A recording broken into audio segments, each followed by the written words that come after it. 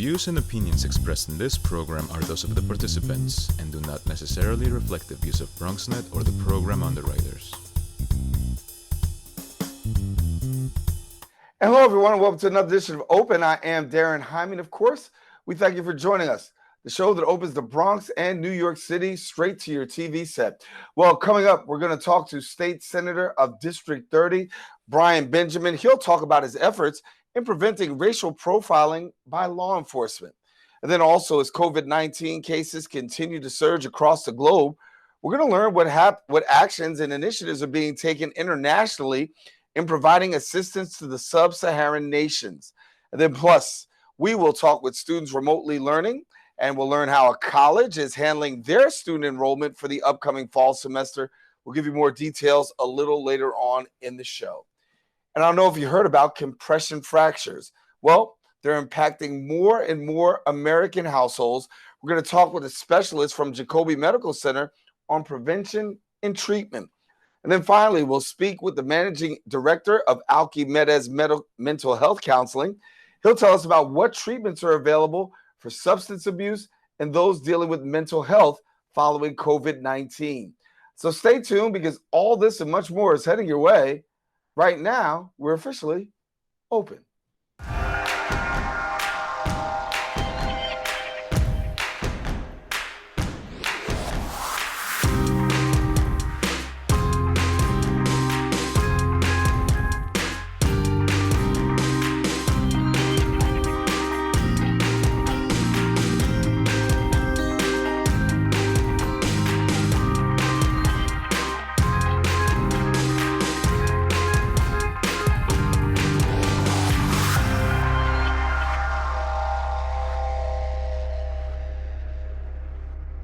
Hello, everyone. I'm Daren, Jaime, and today is Wednesday, July the 1st. Can you believe it? The first day of July.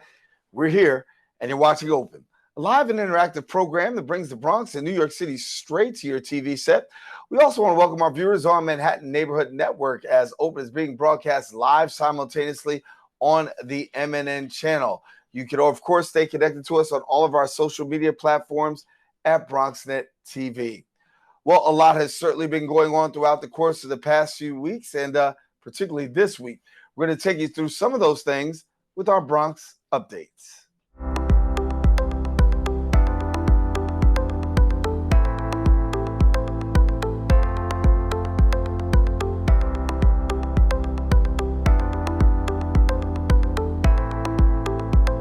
Well, New York City is on track to open up with phase 3 of the reopening phase beginning on July the 6th, but not so quick. New York State Governor Andrew Cuomo is considering rolling back the reopening phase if New York City does not do a better job. The governor's concern stems over social distancing during large gatherings, including recent ongoing racial justice protests, and also city residents who are getting together at outdoor bars and restaurants. Phase 3 of the reopening consists of restaurants and bars allowing indoor dining at 50% capacity, the reopening of personal care services like nail salons, massages, spas, tanning, and tattoo, also recreational spaces, including basketball courts, tennis courts, and dog runs, will be reopened. Mayor Bill de Blasio insists New Yorkers will still have to use face coverings and also follow social distancing guidelines. The mayor stated, quote, "What has helped us to push back this disease? Well, it's the same thing we talked about since day one. Testing, testing, testing. There's more and more testing all the time that is helping immensely," end quote. The mayor also announced health and hospital facilities will be offering antibody testing on a much bigger scale. Along with the diagnostic test, individuals can also get both tests done and get the results of the antibody test within 24 hours. In other news, in wake of the Black Lives Matter movement and other protests across the country, people are speaking out, and one of the major concerns, defunding the police. Our BronxNet reporter, Kim and Aline, brings us the story. In the wake of protesters and activists calling for justice and police reform, there's been a new topic at the forefront of the conversation: defunding police departments all over the United States. Justice! Now! Activists across the country are calling for police organizations to be defunded following the deaths of George Floyd and Breonna Taylor. The growing movement sets out to reallocate funds from police departments and invest them into Black communities, addressing systemic issues. Congressmember Alexandria Ocasio-Cortez is amongst those publicly speaking out in support of the concept and compares defunding the police to a suburb, stating affluent white communities already live in a world where they choose to fund youth, health, housing, etc., more than they fund police. Cortez took to social media to further speak on the issue. You have an entire city budget, and half of that budget goes to policing and a shred to education, a shred to mental health services, a crumb for hospitals. That is mirrored on the federal level. I mean, when we put more money in that than we put into nurses, and when we put into counselors, and when we put into schools and teachers, we have a problem. In a press conference, New York Governor Andrew Cuomo disagreed with the idea of defunding the police. However, he promoted police reform with the New York State Police Reform and Reinvention Collaboration, an initiative that includes community engagement towards a better police force. We need systemic reform. Let's do it. Let's design the new police force. What do you want the police department to be in New York City? The governor is now asking New York State police agencies to take part in this collaborative effort and states police forces must adopt a plan by April 1st, 2021 to be eligible for future state funding. Reporting for BronxNet, Kibben Aline. And thank you, Kibben. And that's all the time we have for our Bronx updates. We want you to stay with us.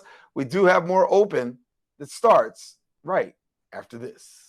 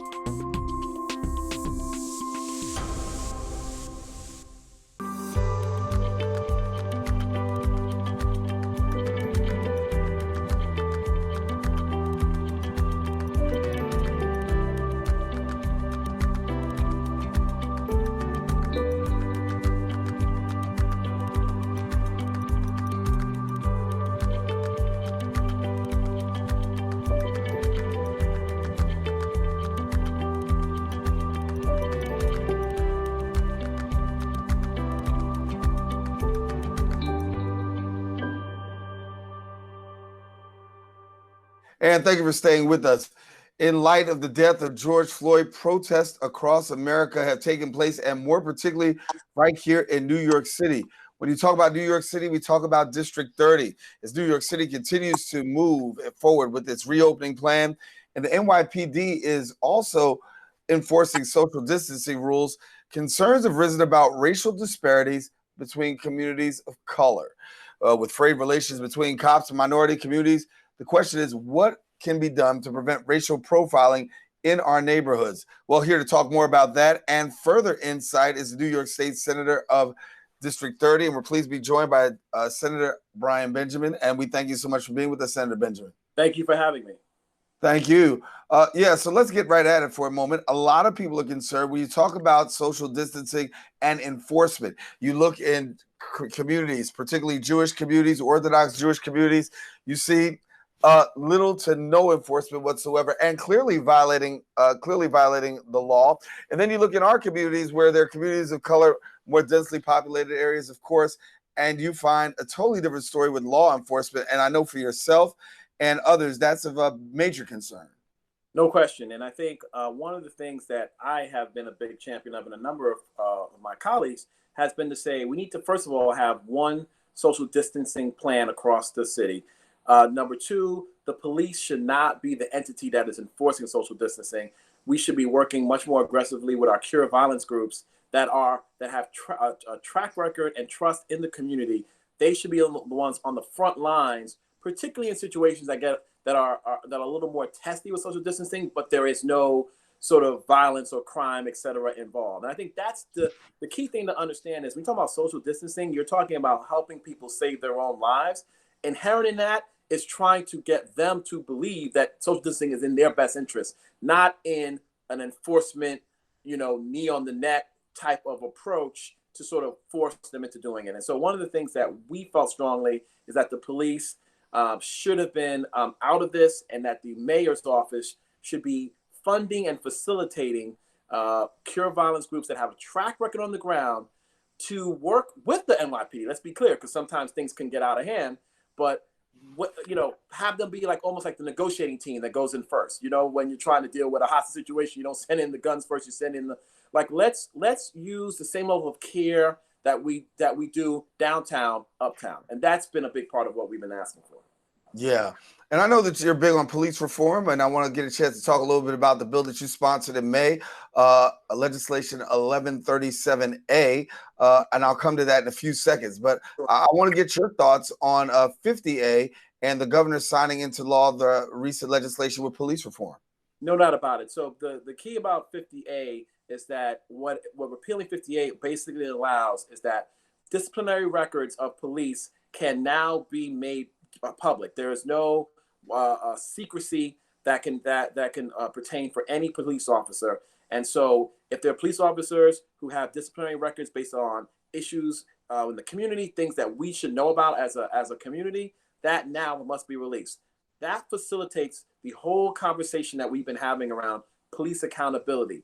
If you want to get to a place where we can start having trust in the police, it has to start with accountability. If a police officer does something wrong, we need to know about it. If a police officer does something right, we need to know about it. It's not just negative, it's also the positive. They are good police officers who should want these kinds of accountability metrics, because that makes their life easier, because we are able to say, you know what, these people are the problem, as opposed to now, because of this wall of secrecy, we can say all police are the problem, which is not, in my view, the ideal structure. The ideal structure is, let's get the bad cops out, let's keep the good ones in, and let's keep our community safe.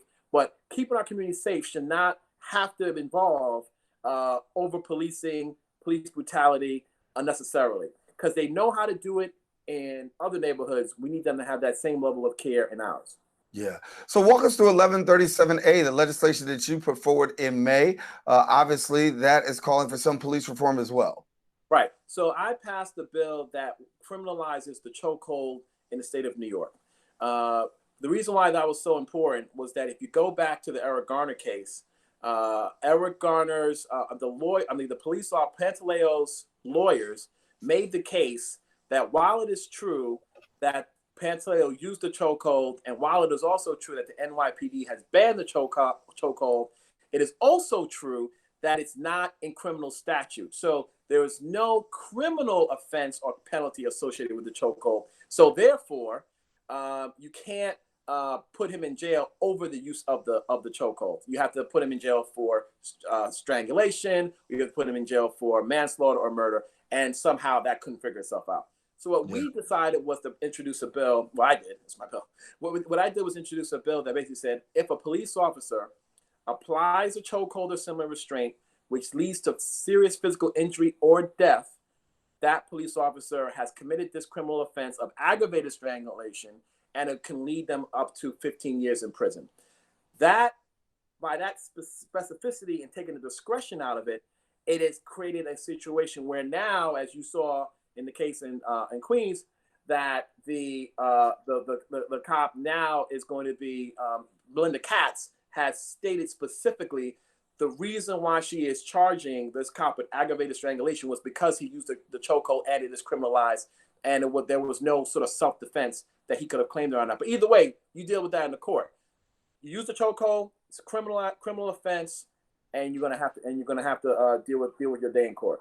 And that's what more police accountability, and quite frankly, those are the kinds of bills that I'm excited about. This will probably be one of my most signature bills that I ever passed, and I'm very excited that I can be part of helping to change the culture. See, the thing we got to change is the culture, right? When police know that the law is not going to stand with them when they're doing nonsense and it's not going to protect them from bad behavior, that will create a shift in the culture. And I think what you'll start seeing is cops will start regulating other cops because they don't want to be harmed by whatever might be happening. And that's a good thing. Yeah, that's a conversation we can continue for a long time. But let me get to your district right quick. I want to talk about some of the great work and the things that are going on in your district. And I mean, that is going on in your district as well. But let me talk to you about the Rainy Day Fund, because you got some great things that are happening, particularly as we're trying to navigate through COVID-19. But share with us a little bit about the Rainy Day Fund. Yeah, so I introduced the bill and got it passed and signed by the governor that will basically, and I know this is going to sound crazy, will create a rainy day fund in the city of New York. What that means is the mayor of the city of New York now has the ability to save and stockpile money for a rainy day. Right now, the city cannot do that. So if the city has more money, and we can get to the issue of whether or not how the city spends money, if that's a good idea or not. I want to come back to that. But yeah, assuming that the way they're spending money is the right way to spend the money, and I don't want to grant that any extra money that they determine can be set aside for a rainy day. Why is that so important? Because when you get now to a COVID-19 environment, state revenues are down, city revenues are down. The same people who you would need to go to help deal with the revenue shortfalls are the same people hurting because there's a crisis. So you need to save money in the good times so that when you get to this time, you don't have to make as many cuts to important social spending that a city needs to do. And quite frankly, also to reinvest in helping to reinvigorate the economy. Because as you know, we have to spend a lot of money, COVID-related money, because of the crisis. So you got to spend more money for the crisis, but you're losing money. And so this bill will allow that to happen. The next mayor, I'm sure, is going to love it. But it's something that I wanted to do this in this time because when you're feeling the pain of not having a rainy day fund, that's the time to do it. In the good times, no one's going to want to do a rainy day fund in the good times. This is the good times. We're talking about a rainy day fund for. But in the bad times, you're like, you know what? We probably should have had this rainy day fund. We would have had more options for our community. So that was something that I'm glad we did. It's a forward planning bill. We a lot of times we do bills that are reactive. This was a forward planning bill. We need to do more forward planning bills to help make help us deal with problems in the future with having some preparation in advance. So that's the thought there. Yeah. I want to get a chance. I got a couple of minutes left with you, but I want to get a chance to talk to you about recovering from coronavirus, the coronavirus pandemic, as we are coming out into reopening phases. Talk to me about how your district is faring in this reopening. Yeah. So, myself and the borough president, Gail Brewer, we were just Saturday walking up and down 8th Avenue, talking to some of our local barbershops that have just reopened. And, it's been tough for some of our folks. And, when you're communities of color, you typically don't have all of the money, background money to help you weather 6, 8, 9, 10 months. A number of folks got enough money just to kind of make sure that they can live month to month, or, maybe they have money for a month, but then they got 2 months. So as the economy is reopening, and especially with our restaurants, they're reopening. They can't do inside seating. They only can do outside seating. They have to do less of that. The barbers are like, look, I can only do one customer an hour. I'm doing right. And so they're paying rent on a full economy, but they are opening slowly in a COVID structure, and it's really tough for them. And so we are really trying to figure out how to be helpful, but our small businesses are having a hard time. And I think as much as we talk of everything else, we cannot lose sight of our small businesses, who are the backbones of our economy and our local economy, and they pay the sales taxes and they pay the rent that then helps pay for everything else. And so to me, it's been rough, but we're keeping up the fight and staying on top of it and making sure that the governor knows what's going on in the streets, so that as they're looking at reopening the economy, we do it right. Because last thing we need is to reopen the economy and then have to shut back the economy, right? So if you look at on in Florida and Texas and other states where they just got COVID numbers off the charts after they've reopened the economy, we don't want to be in that position, because that will be even worse than the present structure. Yeah.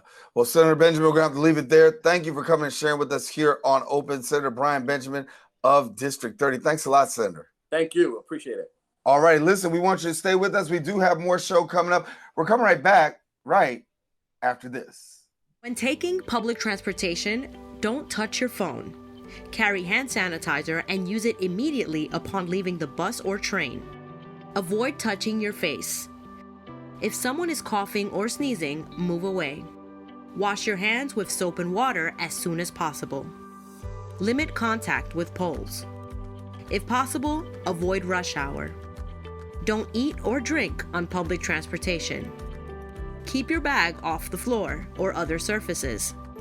Avoid directly touching turnstiles. Stay up to date with the latest from your local health department and CDC.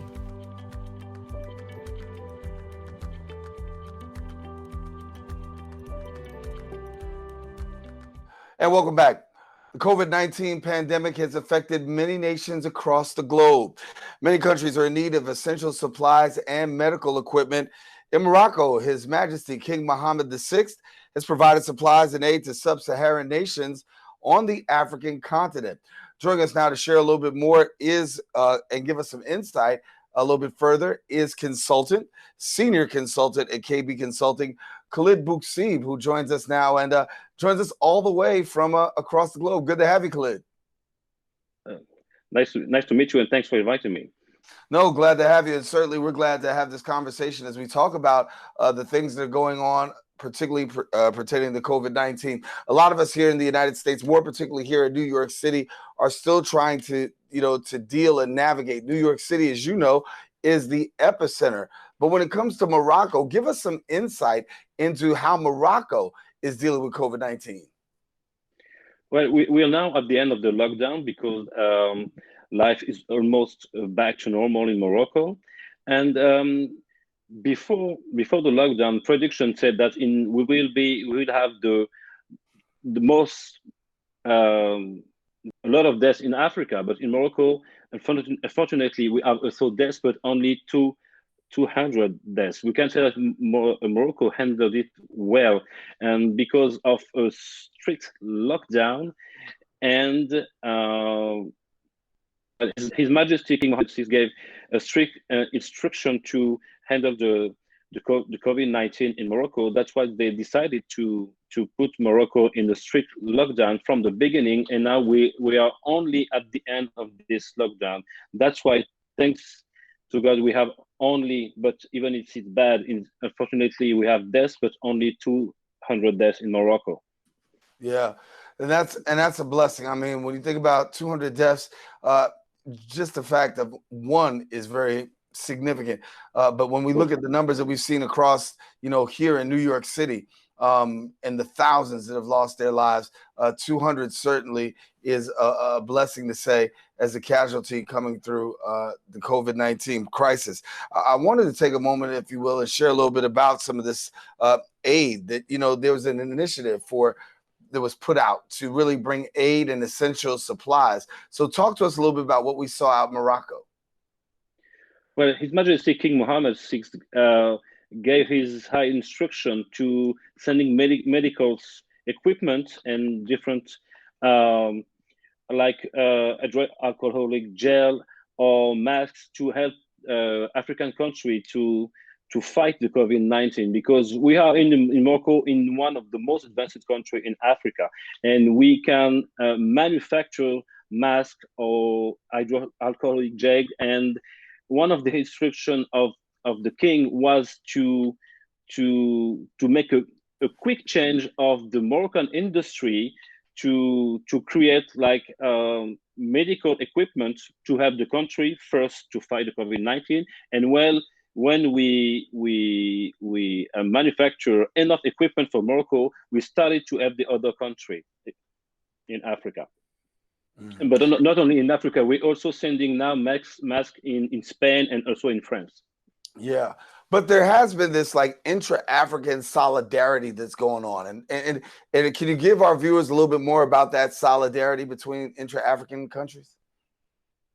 Well, we can say that Morocco is has the leadership in Africa, and we know that during this fight, we can make a conclusion that we all need to help each other, because the virus has no border.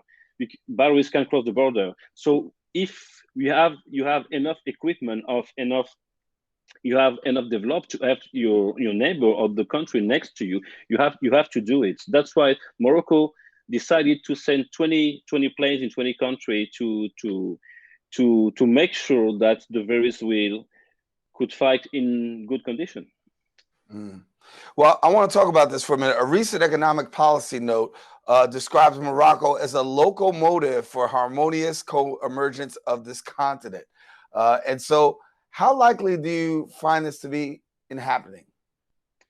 Well, Morocco has set to transform its comparative advantage into competitive advantage. The manner just exemplary in which the terrifying kingdom reoriented its industrial tools at the height of the COVID-19 health crisis does not contradict this assertion.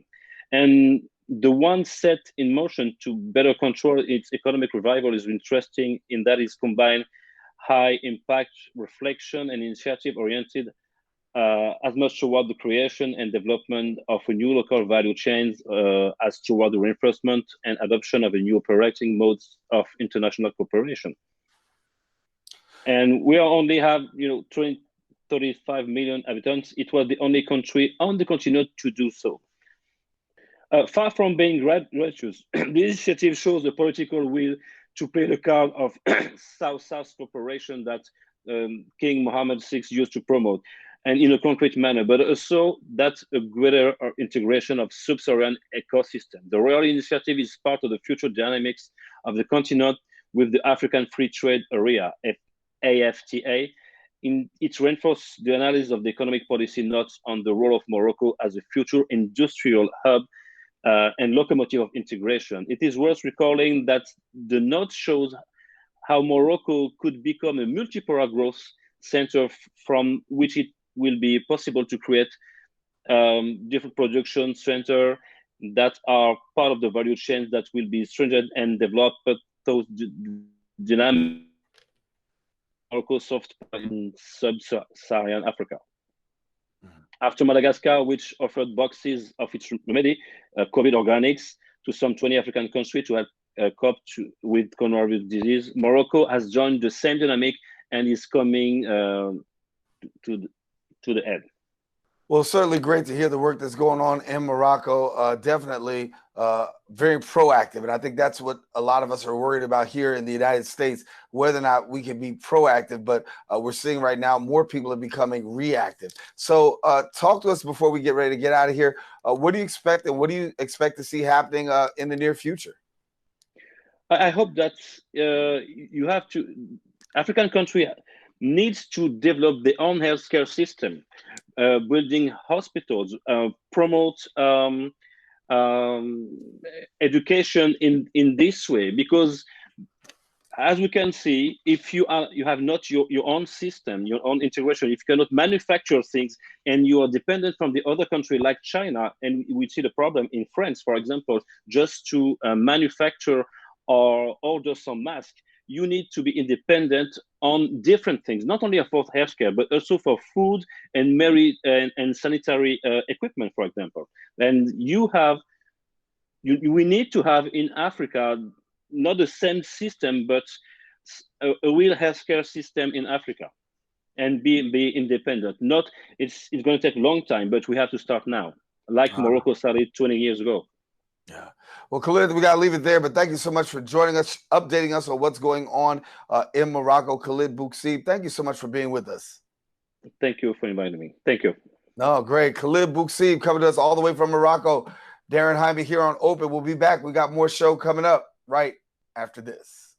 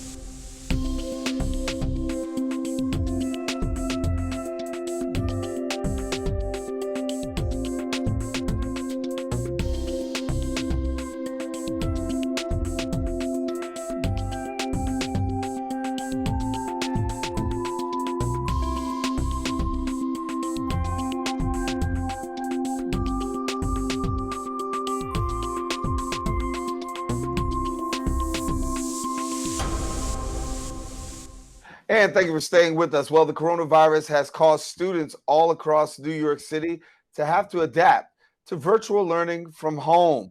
The transition to distance learning has not been seamless for all, with some students actually facing several challenges. However, with these fall semester coming up, the question is, what assistance and resources will be provided to help students during the enrollment process? And joining us a little bit to share a little bit about this is Erica Levy, and she's the Assistant Enrollment Director at Bronx Community College. And Erica, good to have you. Thanks for having me. Oh, great. Thank you. And as I said in the lead, I mean, a lot of us are still trying to figure out what is going to happen when the fall semester actually hits. So can you update us with anything? What's going to happen with the fall? Yeah, absolutely. So that's what we're doing every day at Bronx Community College in the admissions office, is trying to set students and families and guidance counselors at ease for what to expect for the fall semester. Of course, this time is super uncertain for everyone. And there is not a set decision yet on the course delivery method for the fall semester for CUNY. But I certainly, suspect that that is coming soon. I know there's tons of conversations going on, and we're waiting on, guidance from the governor on exactly how to deliver courses for the fall semester. But in terms of getting students prepared, we're making sure that they have all the tools that they need in the event that courses are going to be offered online for the fall semester, or if there's some sort of hybrid delivery where they'll need those technology tools that they've been given in high school, and that's going to continue during college. So one of the biggest recent developments that we have at Bronx Community College is that all new incoming students will be able to have a laptop or device once they enroll. So if they need it, if they don't have their own personal computer or laptop, they can request that from BCC once they enroll, and they'll be able to have that throughout the entire time that they are at BCC. So that's, I think, going to be a huge tool for students. They're going to need that, of course, to complete their college classes successfully. So that's something that we're already kind of thinking ahead of, and we'll make sure that we secure all of that. But that's, yeah. No, but tell me a little bit about challenges, because I know I talked about also the challenges that they're actually facing. What kind of challenges are we actually hearing from students who are trying to get in and make BCC their home? Sure. I mean, there's so many challenges that are personal challenges right now, just, whether or not you or your family are healthy, just insecurities about maybe food or job opportunities. So there's a lot of challenges that are personal, but also academic challenges. Students have, for the first time in their life, finished their senior year completely remote. So, that in itself has been a challenge, but many students have completed that now that the school year is officially over. And their challenges, I think, with applying to college is really just making those choices about what the right fit is for them, if they're going to still stay with the same choice that they had originally planned for, if SAT scores are going to come into effect, or how that's going to impact enrollment at the college that they thought that they might want to attend. So at BCC in the admissions office, what we've done is just set up kind of support on all ends to make sure that students are, getting the preparation that they need to enroll in classes. So we've set up, a phone line where students can contact us Monday through Friday at any time, 9 to 5, and make sure that they, get in contact with an admissions counselor that can walk them through every step of the enrollment process. We've set up virtual events through like Google Meet or Zoom, where students can attend like a virtual accepted student day. So in the past, they would have attended something like that on campus, but we've set it up in a virtual environment so students can still get all those questions answered about how are they going to actually register for their classes, how are they going to meet with an advisor, what's the status on their financial aid. So we just want to make sure that students know that while some of the delivery has changed and how they're going to contact someone at their schools, the missions and the goals have not changed. So we're still here to support students, and we're doing everything that we can to make sure that that goes as seamless as possible. Yeah, give me a little bit about financial aid. Obviously, a big challenge for students and parents to navigate this financial aid process. So what is being done in the area of financial aid? Yeah, so at BCC, we're part of the CUNY system. So I always want to emphasize the value of an education at BCC with one of the lowest tuition rates in the country. At a community college, students in this economic crisis might really be thinking about what their options are and where they want to invest their time and their money. So, at BCC, with our tuition rate at just about $4,800 a year, and most of our students are fully covered by financial aid. So the financial aid process hasn't changed. The application is completely online, so that works for this time. But we do have dedicated financial aid officers that are available to help students if there are any questions or concerns that come up while they're filling out the applications. And then in the admissions office, we also are hosting workshops and info sessions for prospective students that might not have even submitted their application yet, and just teaching them kind of the step-by-steps and the basics of how to start filling out that FAFSA and TAP application and what they can expect. Mm-hmm. And before we go, I want to ask a question about just what you just mentioned a second ago. For a student who may not have said, listen, I want to enroll you, but now they're saying, okay, I've gotten past this process. I think I'm ready to enroll. Talk to us. Is there still time, and what do they need to do? Absolutely. So, and deadlines are increasingly flexible because we're a community college. We're serving students really up throughout the summer, very close until the first day of classes, which is at the end of August. So students that are interested and haven't started their application yet can certainly still apply to BCC. And all they need to do is complete the CUNY application, which is still available online, and then submit their admissions documents. And they could submit those directly to BCC or to CUNY. And all the instructions for that are online. And the documents that need to be submitted are simple. It's just their high school transcripts. Of course, they're not going to be completed yet because many students don't have those final grades on there yet, but that's okay. We'll accept those from their guidance counselors as long as they have everything, up to what they've completed so far. And that's essentially it. And an application fee of $65, which can all be submitted online. And then for transfer students that, may have already attended college, it's a similar process. They just need to also submit those college transcripts. Well, good. Make sure your students get the work in, the applications in, because we know there's still time on the clock. So if there's somebody out there that wants to do it, make sure they go ahead and do it. Erica, thank you so much for coming and sharing with us here on Open. Yeah, thank you so much for having me. No problem. Thank you. And Erica Levy from Bronx Community College, our guest here on Open. We encourage you to stay connected to us here on Open. We're going to take a quick break. We've got more show coming up right after this. Who's most at risk for coronavirus? People over 65, people with underlying medical conditions like heart disease, chronic lung disease, asthma, diabetes, people undergoing cancer treatment, and people with weakened immune systems. What should you do if you or a loved one is at higher risk? Avoid close contact with people. Avoid crowds. Stay home if you can. Wash your hands frequently. Learn more ways to protect yourself and others at coronavirus.gov.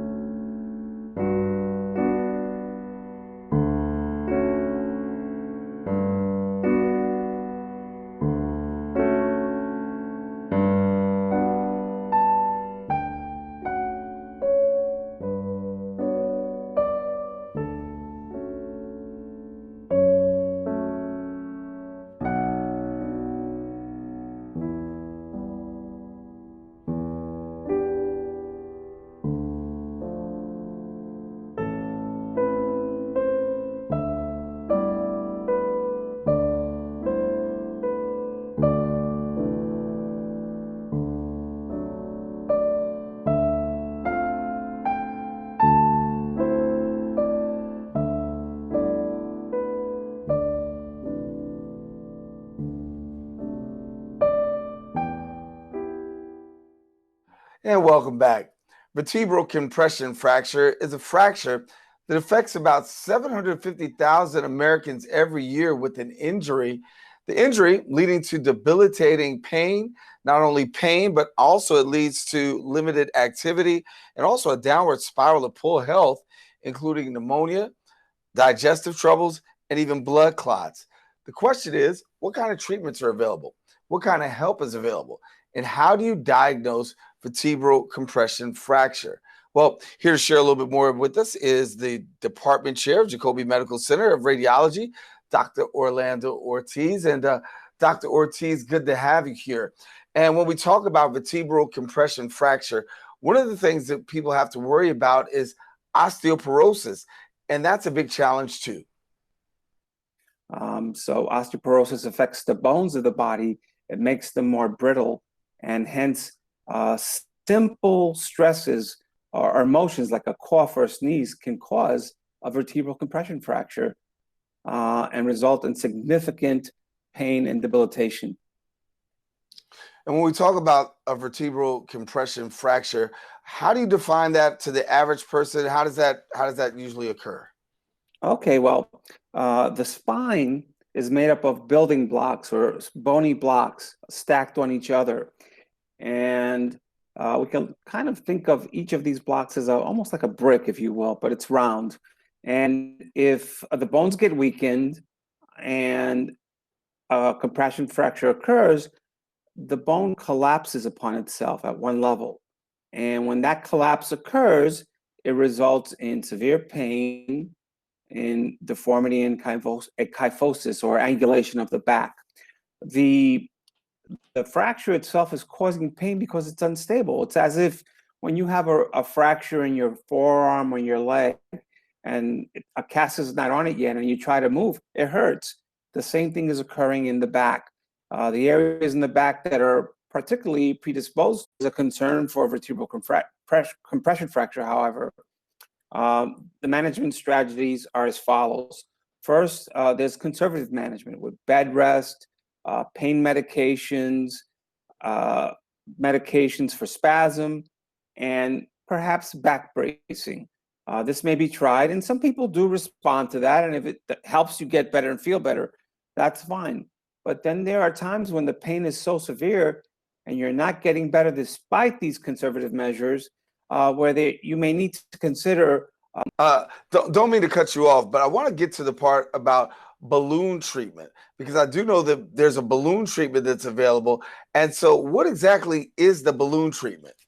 And the goal of that balloon is when it's inflated temporarily, it helps to reduce the fracture, restore height, and restore alignment. The balloon essentially creates a space also inside the bone. The balloon is taken out, and then another type of device is placed in where we're able to inject an acrylic medical grade bone cement into the space created by the balloon to stabilize the fracture.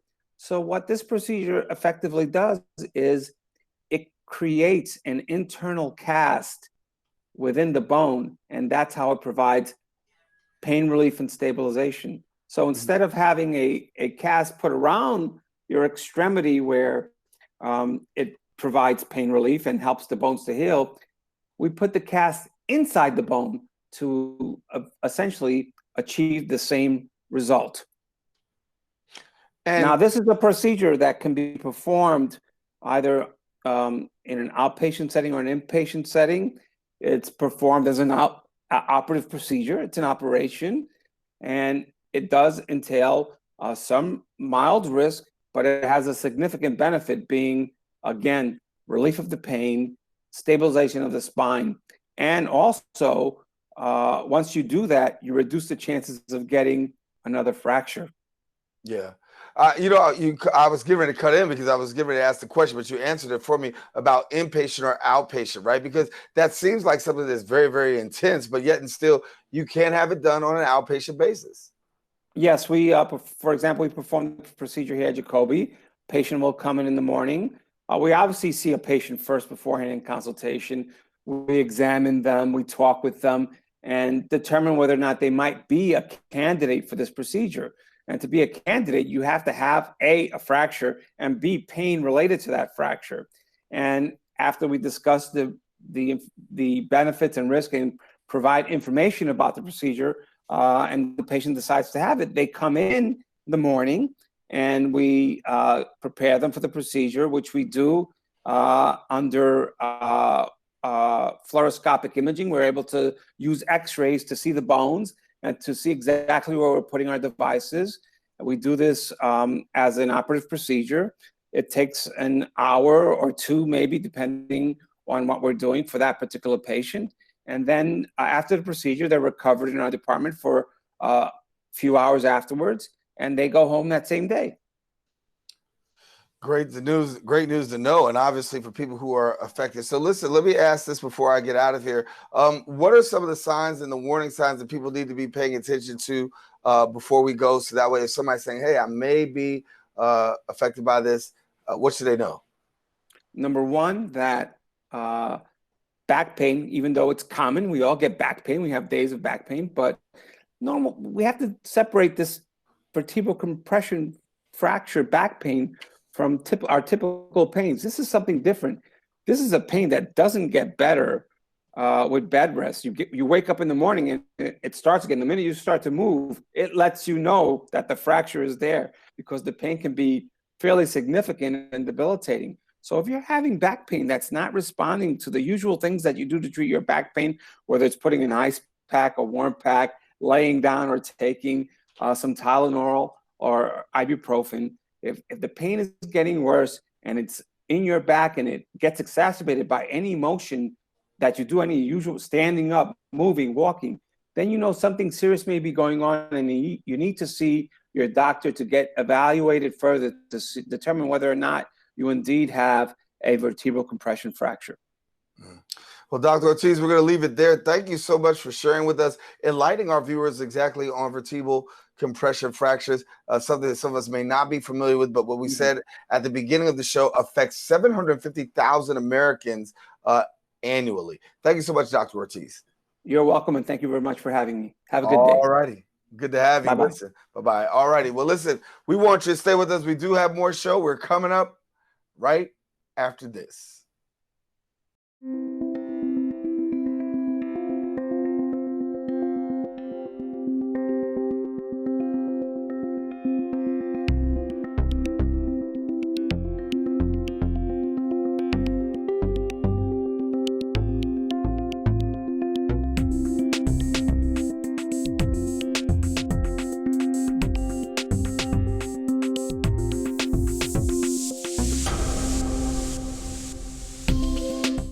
Why should young people care about the spread of coronavirus?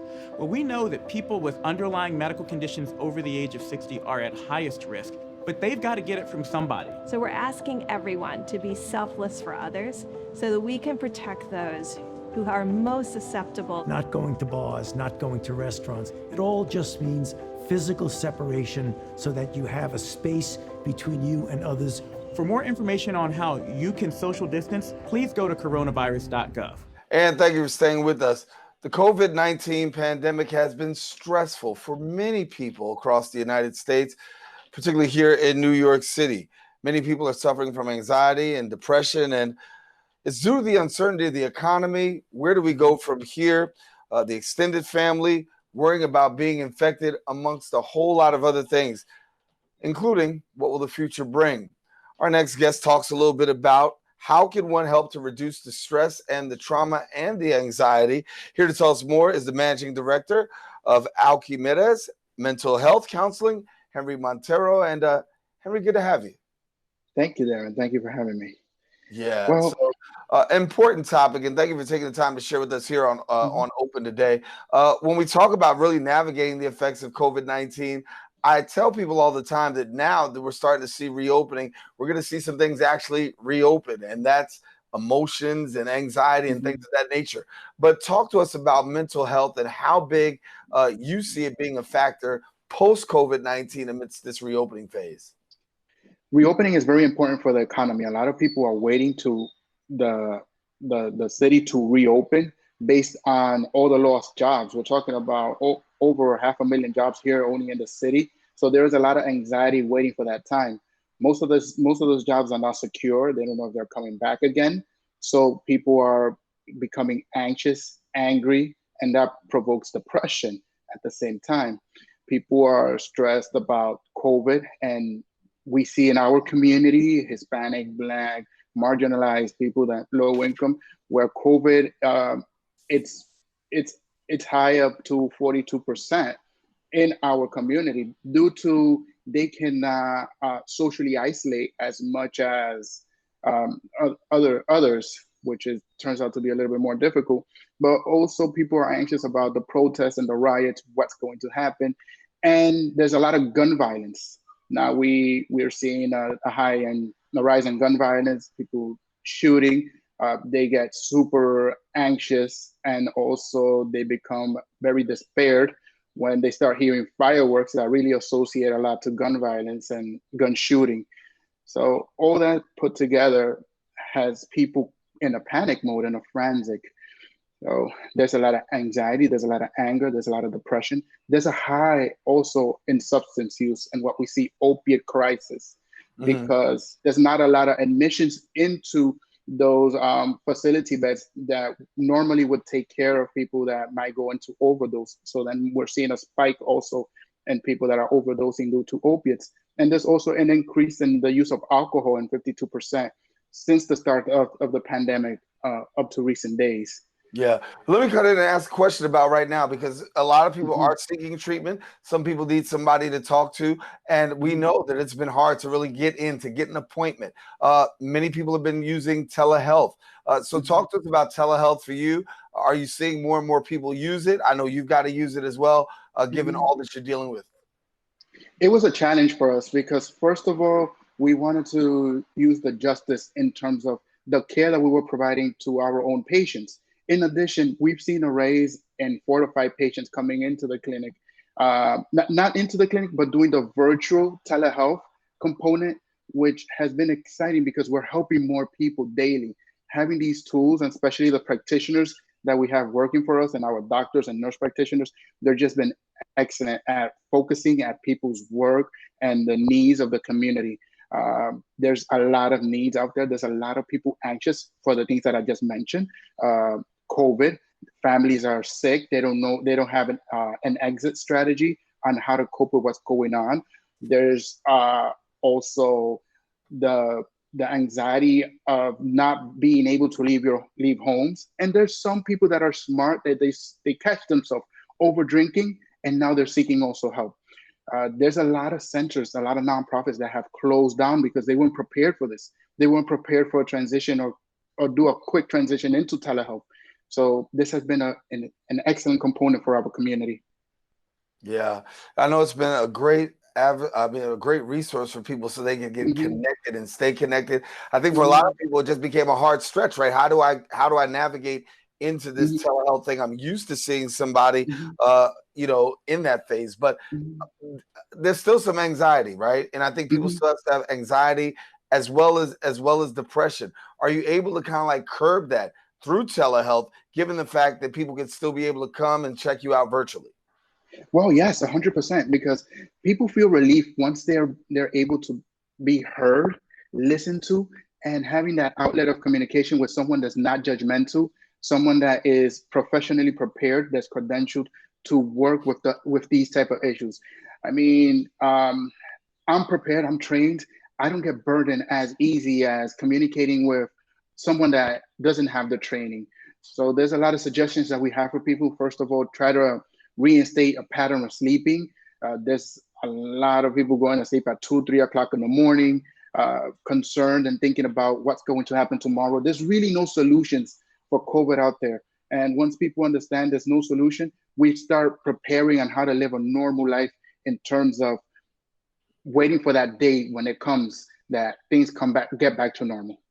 Yeah, I think everybody's talking about getting back to normal, and for a long time we're gonna say, let's be honest, it's not gonna be normal. But people do have coping mechanisms, trying to cope from COVID-19 to getting to a place where some normalcy could actually kick in for them. But for some, it's a hard thing. Substance abuse. I want you to share a little bit more about that, because we do have a lot more people who are actually, taking and using substance abuse in a time like this, trying to use it as a coping mechanism. Well, when people self-medicate with any type of substance, it really, in one form, it calms them down. But then in other, it's just destroying them. What it does is depresses the central nervous system. People develop insomnia. They get super anxious. They might get delirious. Others might use substances to the point that they have to go into a hospital for treatment. And, nowadays hospitals are very, very limited for certain types of conditions. And that's when trouble comes and happens.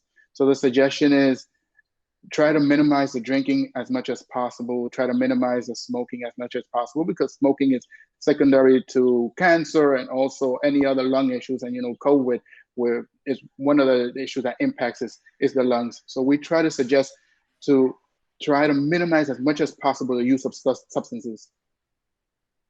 And so when we talk about substance abuse, what kind of counsel do you give to those people who are, using substance abuse during this, trying to cope as we're getting into this reopening phase? What kind of words are you giving to some of your clients to encourage them through this?